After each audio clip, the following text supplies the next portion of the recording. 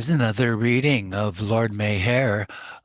First of all, we're going to read from page 3499 um, to cover a part that was somehow dropped, maybe electronically or something, from a previous recording. After an hour's drive, Baba had the car halted and gathered the Mandali around him, remarking, "Last night was quite funny and strange for me and Chuggan, who was on night watch. It was all quiet and peaceful when a madman began howling and kept on doing it practically the whole night, without even a few minutes' break. I wondered what type of madness he had that did not allow me to take any rest. I wished to retire early because tonight we are to keep awake for the meeting." Going on to page 3500. Turning to Kumar, Baba asked why it had happened, and he replied, "Because you wanted it to be so." "Absolutely," Baba agreed. "It must have been so, or the foundation of the avatar is nowhere." Pointing to Kumar, he added, "Kumar does not know God, Avatar, or Sadguru, but he knows how to say the right things and to obey." Glancing at Pukar, Baba asked, "Why do you look so depressed? You have a good wife, and soon a good child will be born to you. I have personally done the opening ceremony of your rice mill, and now I will grind you in the mill. You should be happy that in a few days you will be pulverized." When the lover offers himself in sacrifice, the beloved laughs and the dagger weeps. He added, "The beloved is the executioner." Reverting to the previous day's mishap in the car, Baba stated, "Yesterday, honestly, Dharma Rayo would have overturned the car. God saved us. This is attributed to me as my miracle, but don't do anything of this sort. Until I speak, don't expect me to perform any miracle. Somehow or other, I caught hold of the steering wheel. God made me do so." Baba turned to Dharma Rayo. "Now, for my sake or for God's sake, stay awake while driving." The car and bus restarted, and they arrived in Rasole at 8:45 a.m. Baba went straight to the darshan site. As at every other place, the darshan program was held and messages given. And after touching the prasad for distribution at 9:30, Baba left. Between the towns of Rasole and Kadapida, Baba had the car stopped in front of a hut belonging to a poor man named Sitaramaya. Baba stood opposite the hut for a while and then met the humble man. Afterward, calling the Mandali before him, Baba inquired about their health and patted each one on the back. Those who were unwell were singled out, and Baba ordered Dr. Kanakadandi, Dr. Kanakadandi, treat them and make them well by tomorrow morning. Resuming the drive, Baba and the group reached Cottapetta at 11:15 a.m. Due to the large crowds standing on the road, the car and bus slowly made their way through the town, reaching the Board High School where they were to stay. Boy Scouts there offered a smart salute to Baba, which he returned.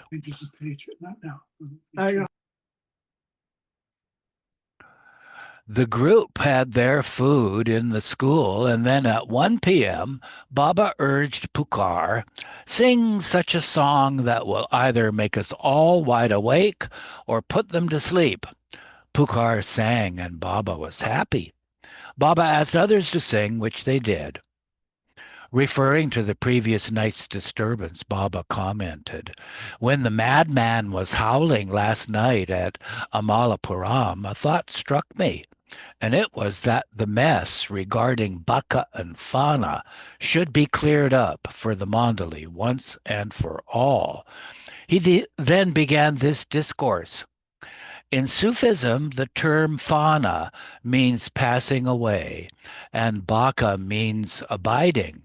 Fana is the goal, where the I am God state is experienced, like that of the Majzub. And Baka means abiding or living in God. Fana has two states.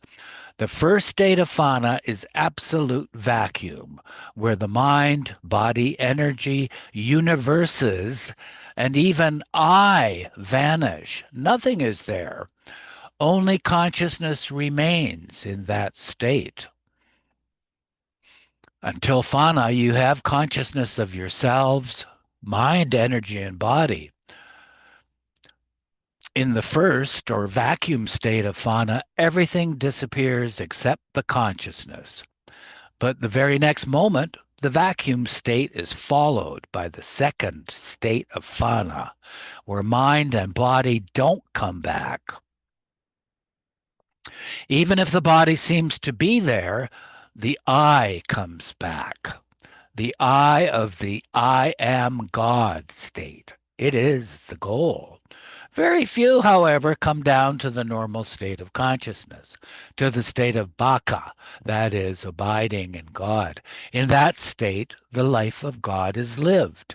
In Baka, mind comes back as the universal mind. Energy comes back as infinite power. Body comes back as Mahakaran, the universal body. This universal body remains because it has to be on the level of every consciousness, gross, subtle, and mental. So Fana has two states. After the first, the second must invariably follow. For example, compare Fana with our sound sleep state.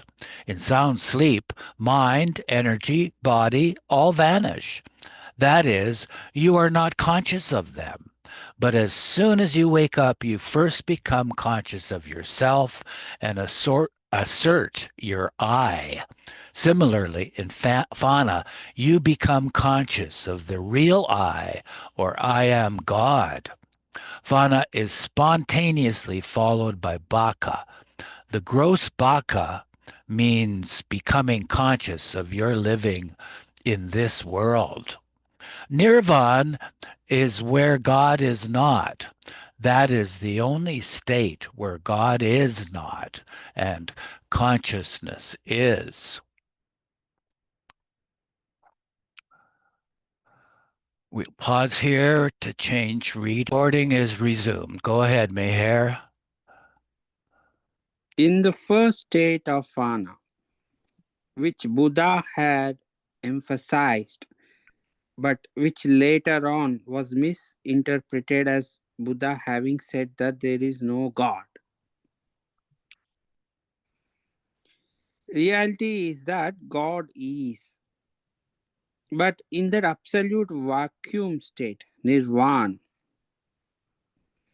only consciousness remains, and as soon as the I am God state is experienced, Baka is realized. That is, abiding and living in God is experienced, which is the state of the Kutubs, Sadguru's perfect masters. Summing up, Baba described the four journeys.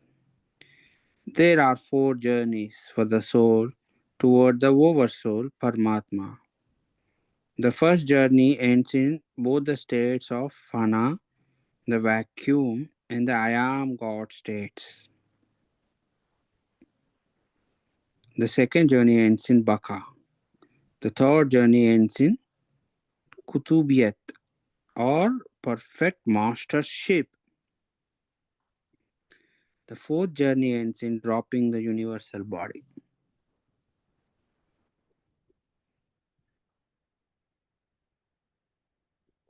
In the second state of Fana slash exists.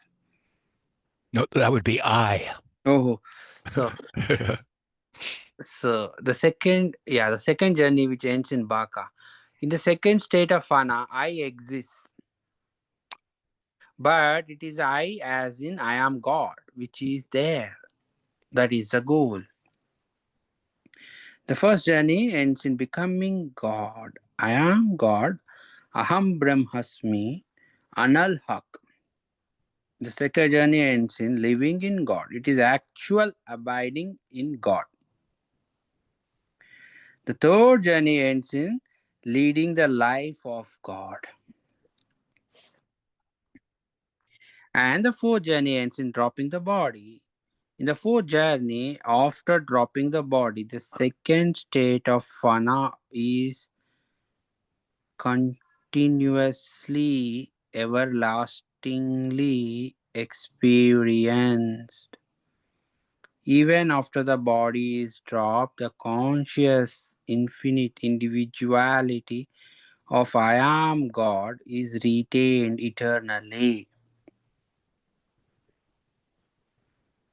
Finding Meherji dozing at that time, someone poked him and Baba pointed to him and stated, "You are the only lazy man here, trying to appreciate the vacuum state by dozing off." Hardly had the discourse ended when news was brought that the jeep in which Shastri, Dhanapati, Rangarao, and Malik were returning after dispatching the telegrams had been involved in an accident on the road between Rajol and Kottapeta. However, the recipients of the news were not kept in suspense for long. Soon the jeep arrived. The accident had occurred when the jeep was heading toward Kottapeta. They had encountered a man riding a bicycle coming toward them on the wrong side of the road. In an attempt to avoid hitting him, the driver of the jeep turned sharply to one side. In doing so, he lost control of the steering wheel, resulting in the jeep resulting in the jeep going down into the nearby ditch. All the occupants were thrown out of the jeep as it turned on its side. Dhanapati was injured slightly. His hand was bandaged. The others received only bruises. A wall had stopped their forward motion. Otherwise, the jeep would have turned over completely and someone might have been killed. The accident occurred at the exact spot where the day before Baba's car had almost gone into the canal. Dr. Dhanapati cried out to Baba, "Oh Lord, you have saved us from being killed. Only your grace saved us. Otherwise, we would have all been crushed to death. This is due to your miracle."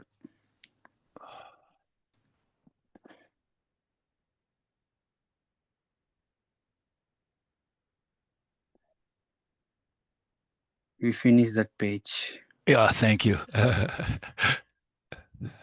Baba replied, "I have not yet performed any miracle. It is news to me." Baba asked KDRM to have lunch.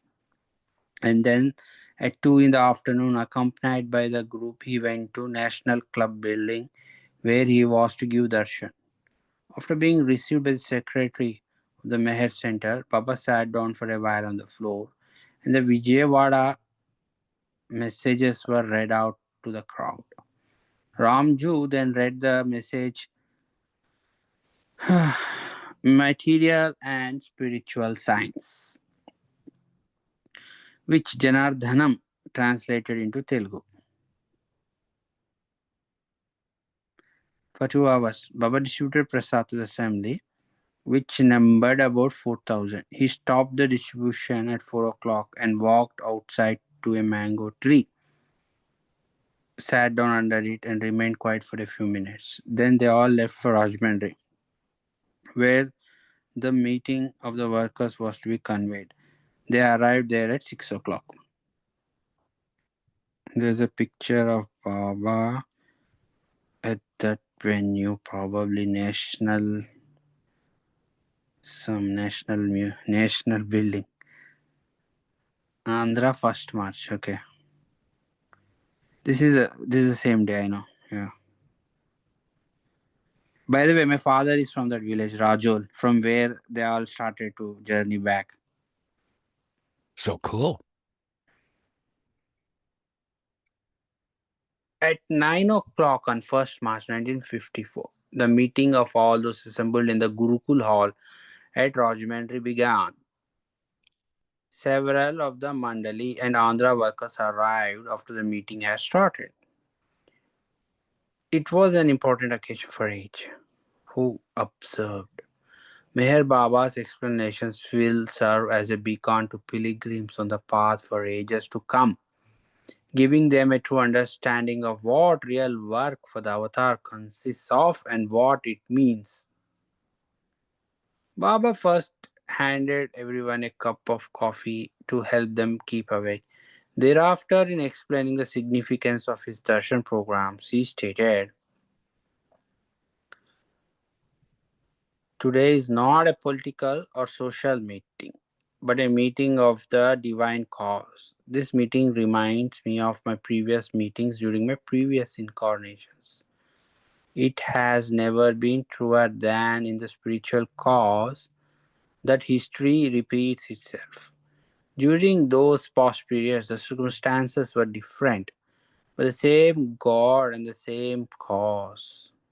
The apostles of Jesus, the ashabs of Muhammad, who worked for my cause, did it at the cost of everything, even life itself. I am just prefacing now. The real points will begin after the introduction is over, so listen very carefully. The mass darshan programs of Hamirpur, UP, Uttar Pradesh, Andhra, and the Deccan have been enough now. And I tell you, as gospel truth with my divine authority, that these programs, messages, and addresses mean nothing on the spiritual path. My arti, my puja, garlanding me, bowing down to me, mean absolutely nothing. From ages eternal, gods and angels have been doing my worship. So why all the unnecessary waste of money through garlands, fruits, and offerings? What I want is real work done. Baba then touched on the question of miracles, which in the east and the west had been attributed to him. Referring to the jeep accident, he revealed to Rangarao. On the basis of my divine honesty, I tell you, in this life till now, I have not consciously performed any miracle. It was not I who saved you all. This meeting saved you. What I want to say is that by attributing these miracles, people make me very cheap and lower my status as the highest of the high. But this I do say today, that the moment I break my silence and utter that original word, the first and the last miracle of Baba in this life will have been performed. It will be a miracle as I have never performed. I will not raise the dead, but will make those who live for the world dead to the world and alive in God. I will not give sight to the blind, but will make those who see illusion blind to illusion, so that they can see God as the only reality. Baba then apprised the workers of the reasons for calling them to the meeting that night. The introduction is over, and now real points start, to which you must all listen very carefully. It is about work for which you have been called here. You have been called workers. You must understand what work is. You Andhra workers, big and small, rich and poor, have done your best to make the program successful. I know that. This I say with happiness that you have tried to express your love for me by spreading my message of love. But somehow I feel something is very wrong, deep rooted. It is natural that among workers of any cause, political, social, or spiritual, there may be differences of opinion, and not only differences of opinion, but also competition and jealousy, which lead to an absolute breakdown of the basis of work. Now you're working for Baba. Is it necessary? If I am the highest of the high and God incarnate, where is the necessity for me in my work to have all these entanglements, organizations, messages, this and that? If I am the infinite one, If I am not the infinite uh, one, if I am not the infinite one, but just one like you, then thousands of such programs will be of no avail. Can I not, in my silent way, do the universal work myself? Because if I am Baba, which definitely I am, and the whole world goes against me or worships me, it is all the same for me. Perhaps the only reason why I call my workers is to make you share in my divine cause. And if you are prepared to share in my work, it must be done 100% honestly. You must work for me for spreading the message of my love. How? I will explain. First of all, you should not at all seek or even expect appreciation from me or from others. This sounds so easy to do while I dictate, but most impossible to achieve. Work in itself is its own appreciation. The moment you seek appreciation, the work is undone. It is true, some of you may be ready to work for me and for my cause 100%. Yet, because some of you are poor and have large families, you cannot devote your time and means for my work. But why then work beyond your means? Why depend upon some help to make you work for me? The moment a worker depends upon anything or anyone, the work is undone. Do as much as you can, but do it honestly. I have heard that people have been complaining of money being collected, money being used, money being spent, but not accounted for. If this is true, stop all work. One pie in brackets sent extracted in my name without true basis is dishonestly. So today I want everyone of you to pour out your hearts and let us decide once and for all to work or to stop it. My dear friends, if you want to make people love me, show them that you really love me. Do not merely make them read my books and messages, but live such a life of sacrifice for me that they may automatically love me. Baba explained in brief about the composition of the group KDRM and inquiring about their work, stated, last time I visited Andhra, I appointed KDRM as the four pillars of my work in Andhra. K is Kutumba Shastri, D is Dhanapati Rao, R is Ranga Rao, and M is Mallikarjun Rao. I know each of you love me wholeheartedly and work for me wholeheartedly, no doubt. But now I find it must be my own mistake in forgetting that north, south, east, and west cannot meet at any point. The four are in different directions. So, first, let us find out if these four can work together or not as I want. Therefore, pour out your hearts honestly to me without any cutting. This will make me say something very original and lasting for all. Do not look at each other or fear each other. Baba asked Kutumba Shastri to say what he had to say, and when he said that he never made any complaint about his fellow workers, Baba replied, "So you're absolutely satisfied with the arrangement of work of the other three."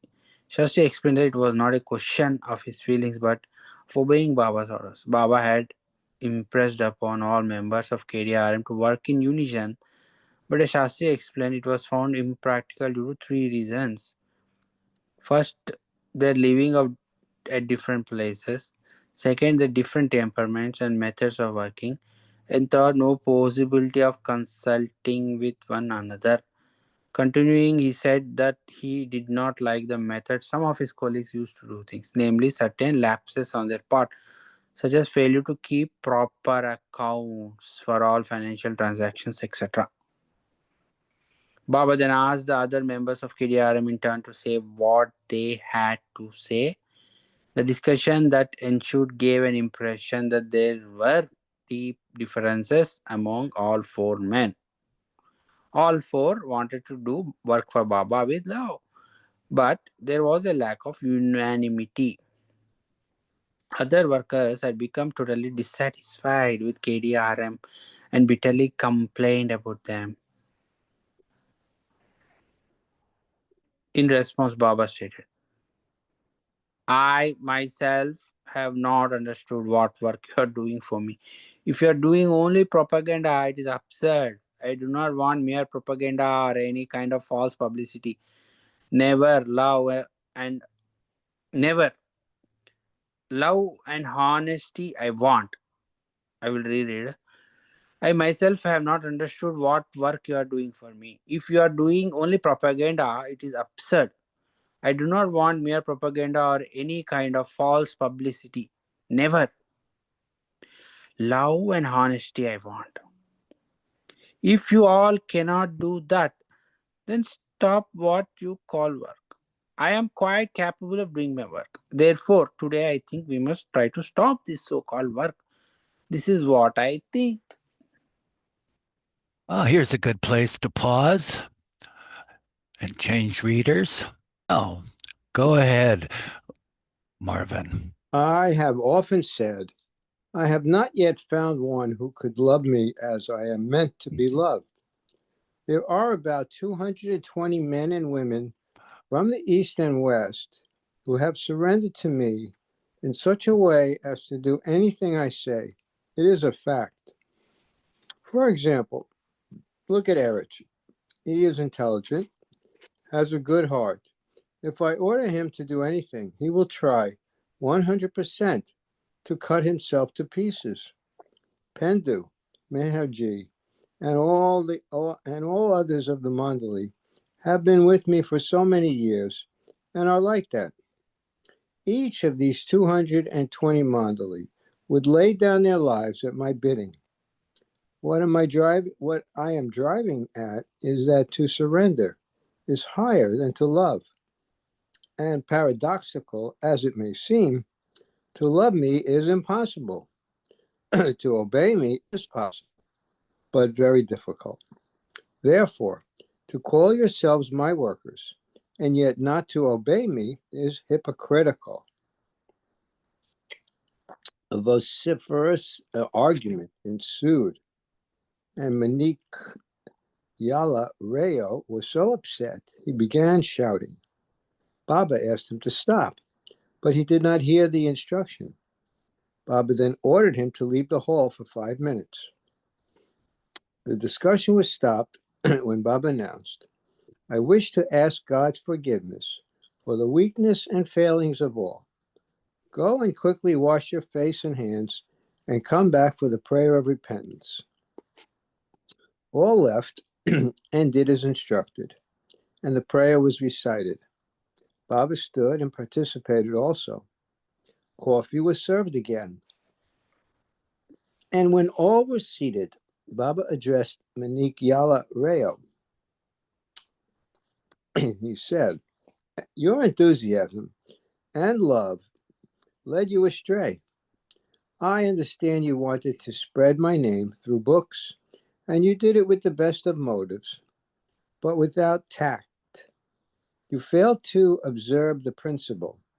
Did you not see how my confessing tonight for our weaknesses was done through the repentance prayer? How I became the confessor on your behalf? Even when I appear to act, not only do I act the part, but I become the part.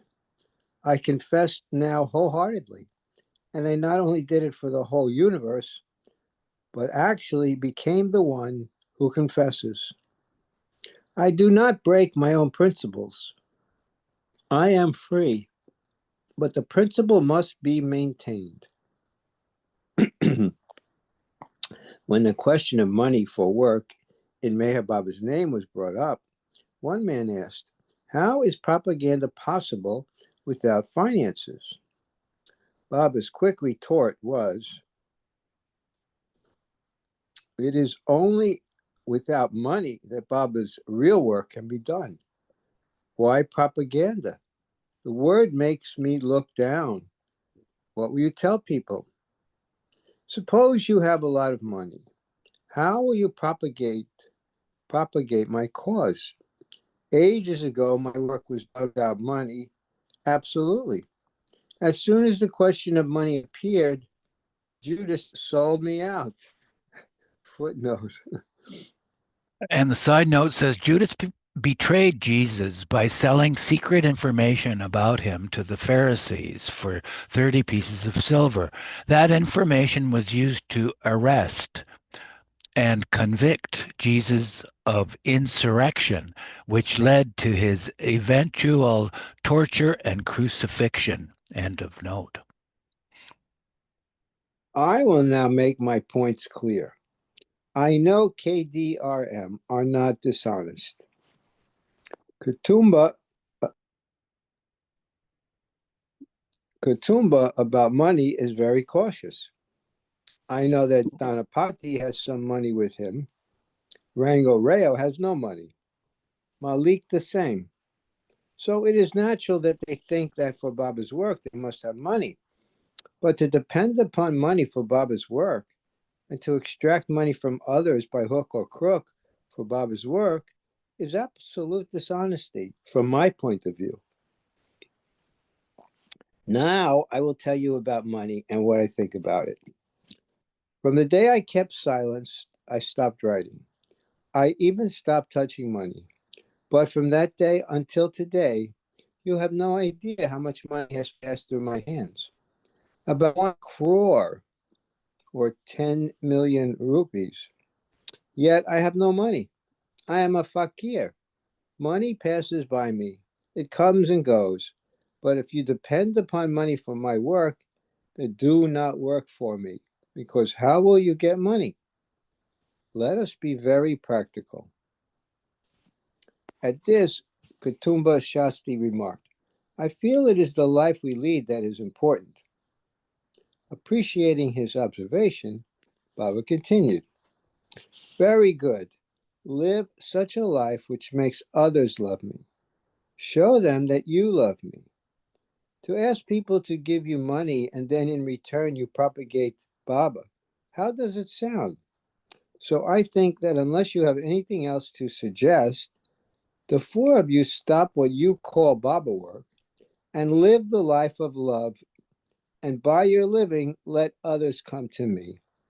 Even if we reach a compromise, then again, there will be dishonesty. Then again, there will be, yeah. So I'm sorry. Okay. Kata Subareo will say, I am not a fool. I can do Baba's work independently. Who are KDRM? The Kovor people will say, we are capable of spreading Baba's love. Why must we be dominated by KDRM? And so forth with others. Remember, in my 60 years of life in this physical form, it is the first time that I've attended such a meeting where I discussed the details. Not even in Hamapur was such a meeting called. Because I felt, slide the screen over a little. Because I felt something very seriously wrong, I convened it. There must be absolute honesty or no Baba. I am Baba. I know so. Let KDRM be dissolved. You want to suggest anything? Am I unjust in dissolving KDRM? No. And here we are on page 3521 of our regular reading format. Go ahead, Mark. Meanwhile, the residents of the Bal Yogi ashram in Mumadivaram had sent Baba a telegram containing their blessings. Baba showed it to the Mandali, under workers and lovers, and sent this reply. My love and blessings to all real Bal Yogis in the world who are God's beloved children, and only genuine, highly advanced yogis can know my real state. Continuing in this vein, Baba stated, now on this point, I want to give a very important discourse because the point is never understood as it ought to be. I am the slave of the real yogis, real saints, but never was this proverb more appropriate than in the spiritual path that all that glitters is not gold. Now I will explain about tantric and other types of yogas. When developed and practiced wholeheartedly, they result in occult powers and trances. Yoga Samadhi is totally different from Nirvikalpa Samadhi, which the Sufis call the second state of Fana. Yoga Samadhi, the Sufis call Hal. This Samadhi can be broken as many times as possible, or can even stay for years together. These yogis need not eat, food, drink water, or sleep. They are in a state of trance. But when they come down from the Hal, they lose the Samadhi consciousness and regain ordinary, normal consciousness. Only then do they need food, drink, and sleep, in spite of remaining without food and water for years. Their Samadhi is like intoxication. And as soon as they lose it or come down, they want to eat and drink like ordinary people. There are about 3 yogis who, for the last 600 years, have not come down from their yoga samadhi to normal consciousness, and yet they do not know me. Their eyelashes and eyebrows have grown very, very long, and they have become quite thin. Nirvikalpa Samadhi, or Fana, is quite different from Yoga Samadhi, Hal. It is Fana. It is deification, becoming God. Now, before explaining deification, I want to give you one example of all that glitters is not gold. At Meherabad, I had a mad, not must, ashram, and the maddest of all there was one called Fakir Bua. When young, he was beaten on his head, which caused a deep scar, and he had become mad on account of that brain injury. When I closed down the mad ashram at Meherabad and sent back all the mad to their respective places, Fakir Bua was sent to Pune. One Bori, a Muslim who was working in Meherabad in the mad ashram, spread a rumor in Pune that Baba had given his spiritual charge to Fakir Bua. The result to this day is that this madman is revered as a Jagat Guru, master of the universe. He is made to sit on a fine cushion. People take his darshan. Marwaris go there, spend money on him, take him for a drive in their cars. But Fakir Bua is absolutely mad. He does not speak like an ordinary man, and every gesture of his is taken as divine. Every year a fair is held, and he is considered a realized Majzub, or Baal Unmant Pishash, a Majzub with childlike habits. About the Baal yogis, Baba commented, I don't say that these Baal yogis are not genuine. At such a tender age, these Harijan, or lower caste boys, being Baal yogis, makes me feel proud. My only concern is that they should not be exploited to make these beloveds of mine entangled in superficialities. Because now in the West, just like the breaking of other records, people have started breaking records in fasting and yogas. It was circulated that one Westerner was put in a glass case for 45 days without food, water, or air. This record was broken by another man for 60 days, who also sat in a bottle shaped glass case without air, water, or food. But these Baal yogis of the Andhra ashram seem to be genuine. And if genuine, I bow down to all who are genuine lovers of God. I am the slave of my lovers. So be honest and don't be led astray, remembering that all that glitters is not gold. There are some so called yogis and gurus who send their blessings even to me through letters. Now, about deification. This does not concern God becoming man, the avatar, but concerns man becoming God, Sadguru or Kutub. 4 journeys cover the spiritual path. The first begins with gnosis, divine knowledge, and after the pilgrim has crossed all the planes, this first journey ends in fana, meaning the end of the first journey. The second state of fana is deification. Man has now become God and experiences God's knowledge, God's power, and God's bliss. But still, it is not perfection, although it is the goal. Man has entered God, but has not entered his life.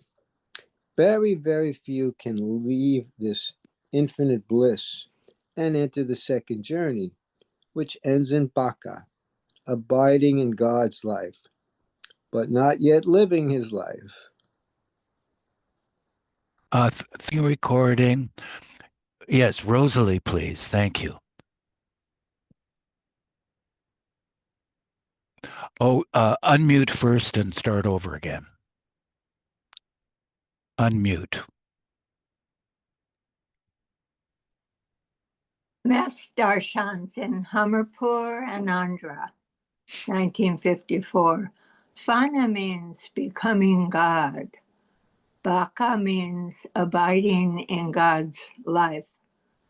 In Fana, one becomes a Majub, a Brahmibhut, meaning one is drowned in divinity.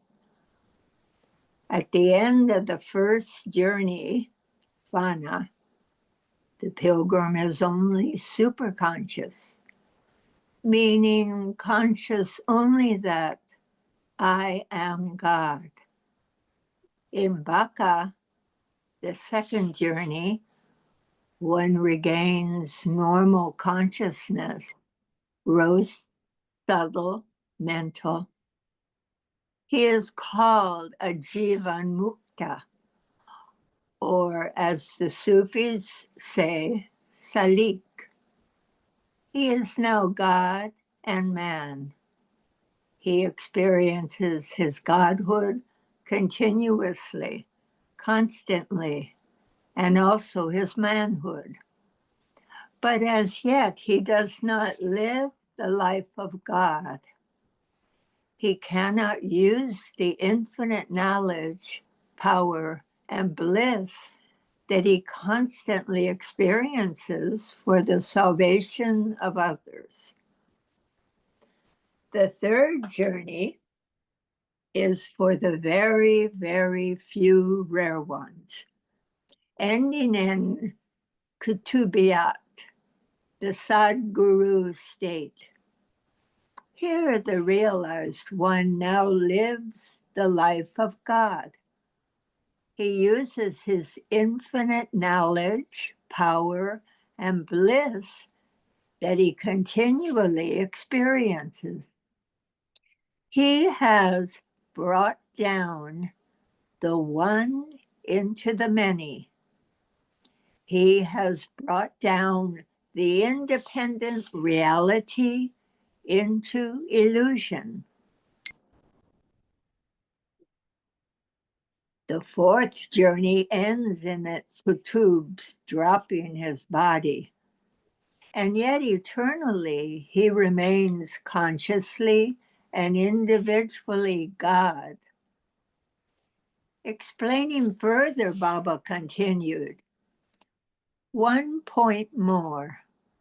The difference between the avatar, Rasul, prophet, and the Sadguru, Kutub, perfect master, is that the Kutub, after going through the whole process of evolution, reincarnation, and realization, enters and lives the life of God, whereas the avatar has not to go through the process of evolution at all. He directly becomes man. In living the life of God, both the Sadguru and the avatar are equal. Both are leading God's life. And at the same time, both are at every level of life in illusion. Simultaneously, they are on the level of the lowest to the highest. The most important difference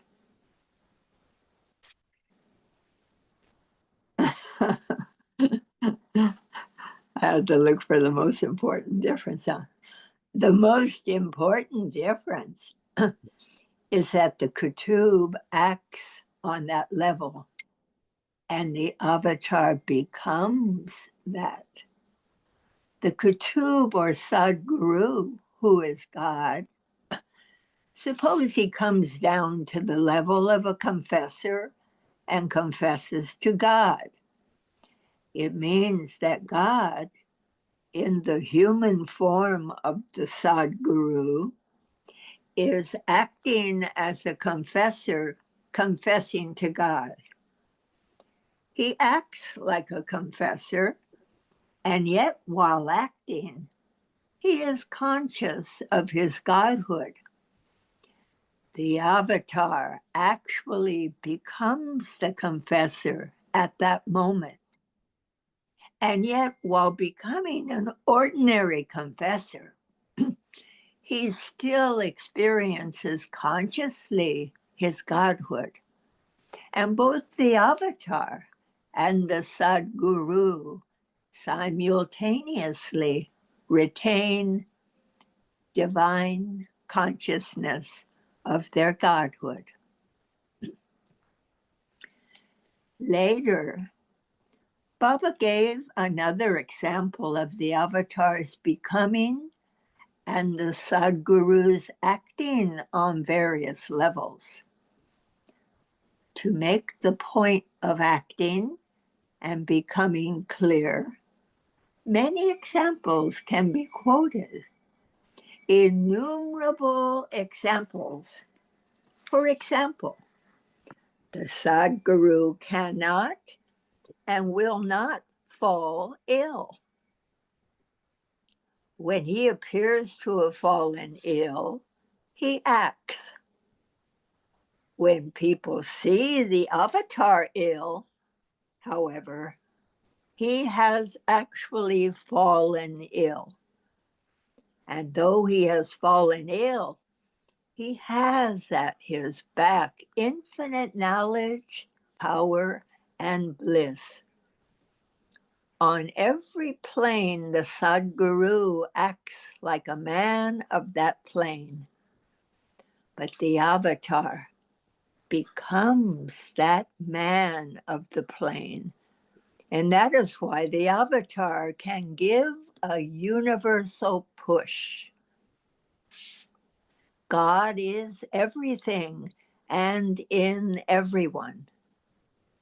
The avatar is not only everything and in everyone, but he becomes everything and everyone.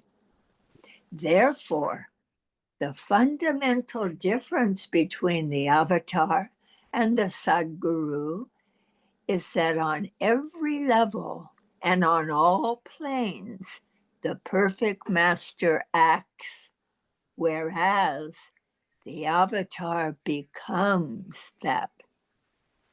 Narayana Rao asked, how can we retain contact with the avatar constantly? Baba clarified, he means that now that Baba is physically among us, we feel the contact. But when Baba physically leaves us, this contact gradually cools down. How to retain it consciously? I will explain. Do you feel constantly hungry? When you are hungry, you take food and then you forget about it. When you work hard, you get hungry. And so work for me in such a way that you feel hungry for me.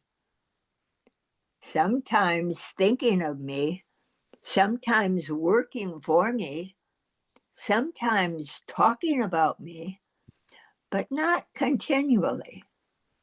If you go on eating continuously, you will get indigestion. Before going to sleep, say, Baba, I entrust all that I did to you, thoughts, spoken words, good and bad deeds. When you wake up, say, Baba, I now begin entrusting all to you. This much will be more than sufficient for me. Say it only twice a day for 5 minutes. Do that and make me responsible wholeheartedly for all that you think, speak, and do, but wholeheartedly. Then you are free. Nothing can bind you, but you must do it honestly. I am the ocean. I can accept both fragrant flowers and coconuts, and also filth. So throw everything in the ocean with all your heart. This is a great thing, and it is to be done wholeheartedly.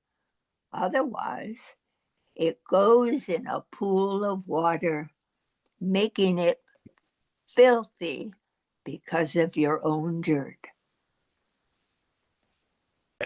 Okay. The recording is resumed. Go ahead, Rosalie. A lawyer of Kakinada had been antagonistic to Baba and disclaimed him, saying he had no faith in his avatarhood. Although the entire press was acclaiming Meher Baba as the avatar. But when he met Baba, his attitude changed and he asked, may I write something about you, Baba? Baba stated, write whatever you think about me. He felt ashamed. The arrow of Baba's omniscience had struck at exactly the right spot. The lawyer became dedicated to Baba's cause thereafter. Baba embraced all his Andhra workers and lovers. Having completed the programs in Kakinada, Baba with the Mandali started for Samalkot railway station at 11 a.m. on the 4th. Everywhere resounded cries of Avatar Meher Baba Ki Jai and Namo Meher Baba Avatar, Namo Dev Deva. The Saki had poured copious amounts of wine in Andhra, and every particle was drenched by it. Rich, poor, literate, illiterate, the owner of the bank and its peon, minister and laborer, Hindu and Muslim, Baba had established his seats in the hearts of all. And the reception Andhra accorded the avatar of the age will forever remain inscribed in history. For those who witnessed this spectacle, it is still difficult to describe how Meher Baba's love flowed to humanity. The heart is full at the very memory of those scenes. But it can surely be said that those wishing to see the Leela of wine should visit either Andhra or Hamirpur, for there it can be seen in full force. The whole universe belongs to the avatar, age observed. But Andhra and Hamirpur are his special places, where every atom is fragrant with the spilt wine of his love. What intoxication, what ecstasy was produced at both places. Every speck of dust there is sanctified by the beloved. He who hears the breathing of a stone, the beating of every heart, for him nothing is impossible.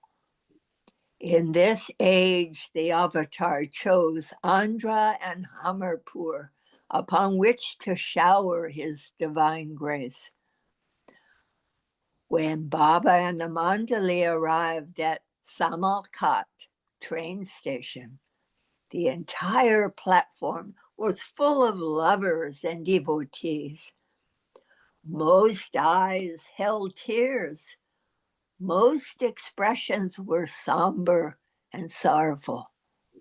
Some felt lost and despondent and bowed their heads. The train whistle sounded, and Baba stood in the doorway of his compartment and waved.